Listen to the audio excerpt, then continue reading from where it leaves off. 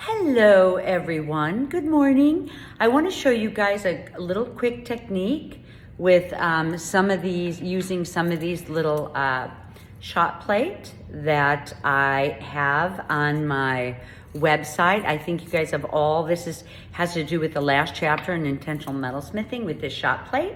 And I found, we're usually using shot, which is melting down some silver, but I really want to show you guys, look at these pieces that I have like here and here and here. And here's a little handful of them in my hand. I worked yesterday working out this technique of these gorgeous little dimensional shapes that are made out of sheet metal, which is so exciting, where you can move forward and use these pieces. Usually to get these type of shapes, people are using hydraulic presses, which I'm the nomadic jeweler, Susan Lennart, and I'm always looking for ways where we can do things by hand and I can incorporate interesting things into my work to create interesting jewelry pieces, right? So I'm gonna show you guys that technique. These are some of the tools that I'm going to use.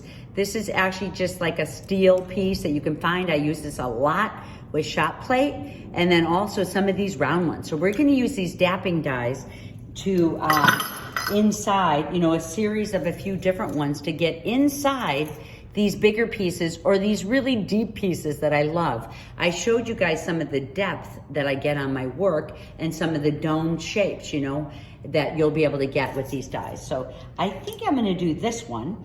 The first thing I do is I actually have, I cut these out with my center punch, or you can order, these pieces these are a little bit bigger. I'm going to use a smaller one, but you can order. I'll show you guys my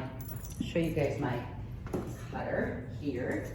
This actually is my disc cutter, but you can order, and this size is a let's see, this size is a 9/16 that I'm using right now for you guys. I cut it right out of silver, 24 gauge. You could either just order these discs right in from Rio Grande if you want to, or from any jeweler place.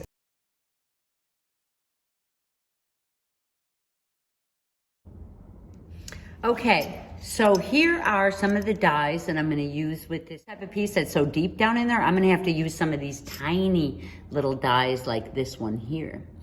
But for this one that I'll show you first, this is a bigger piece that has, a lot more room. So you want to really take a look at your die that you have. In the end, I could see this piece right here is going to be able to give me all these little dots and patterns around here. So to start with, just to get it centered, I'm going to start with this one, move into this one, and then if I have to, I'll get into some of these small ones again too. So let me get started with this one here. I'm going to go ahead and use this die right here. You want to get it nice and centered. I have my hammer here.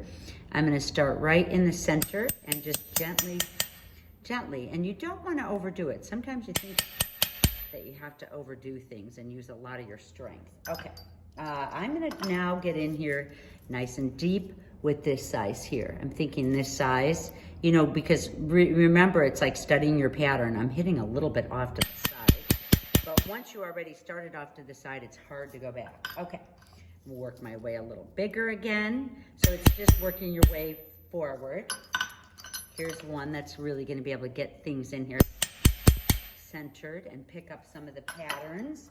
I'm actually see it curving a lot, so I'm going to get in and use this big one right here. I'm off to the side. Oh my gosh. But you can see how from using that bigger one, how the sides are starting to dap through to the other side. Let me see how it looks. It's happening. It's starting to happen. But if I do pick it up, I want to get this set back in there where it should be and bring in a different die and really make sure my sides get hit. See how I'm kind of moving around a little bit with this? This one I can get in here. And then what I want to do in the end, because you're either going to solder this together, is hit it with this flat one. So I can get a really nice disc put down on here. Now it's not going to be as beautiful yet. I have a little bit of sanding, a little bit of polishing to do, but this one will be pretty. Okay, I want to show you this deep one. Here's the deep one. I'm going to set this right on top. And I don't want to go to the smallest piece yet. I usually try to just get it folded in. These are both annealed.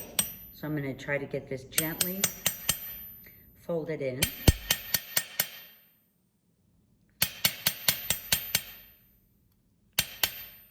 Okay, once I have that, sometimes I'll stop and I'll get it annealed a couple times.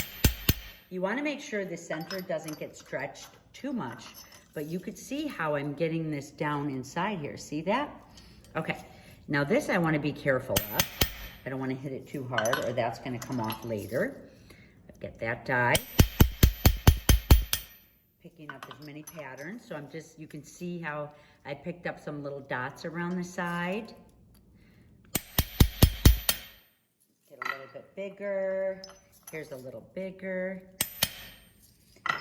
Now I'm going to come in. This one's important and the flat one. Because this picks up any patterns around the side. See how that does that? And then I'm going to go ahead and lay this on. And you guys are going to be able to see a gorgeous, gorgeous. Oh, do you love that? Look at that. Ta-da! Now, this one I could either solder together with something else. It has to be pickled and clean, and it's going to turn into something beautiful. Okay, so here's my pieces. Here's the piece that I made, and I just want to show you a little bit of cleanup. These are pieces that are pickled and liver of sulfur and polished up. And this is the piece that I made that I showed you guys right now. You could see I have a blank piece down here. So what I'm gonna do is I'm gonna solder these together. But what you have to do first, I have to punch a hole in here because when I solder these two together, I'm really making a hollow form.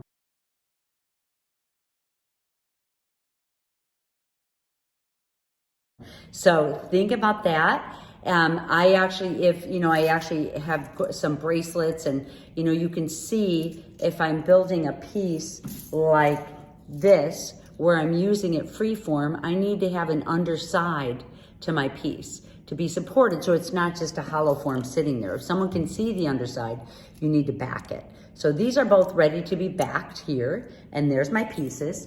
But one of the things I want to tell you about cleanup, you guys, is if your piece ever gets stuck inside here, first of all, you want to use a little WD-40 with that, clean it up, make sure it's really thin. You just want to use a little real thin oils or Renaissance oil. I have at times in these super deep ones, this one is ready just to pop right out, but on super deep ones, I have got my piece stuck in there.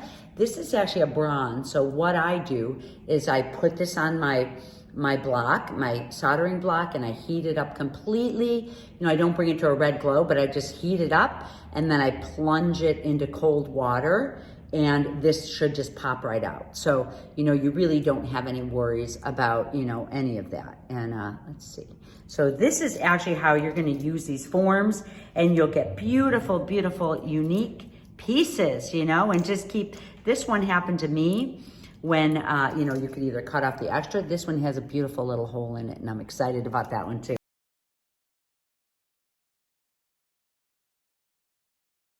I actually put too much pressure with, these tiny ones. You need less hammering than you think. So it's always less is more. So I hope you guys enjoy working with your pieces. You're gonna end up with pieces like these where you can just build and add and do your own thing, right? All right, you guys have fun.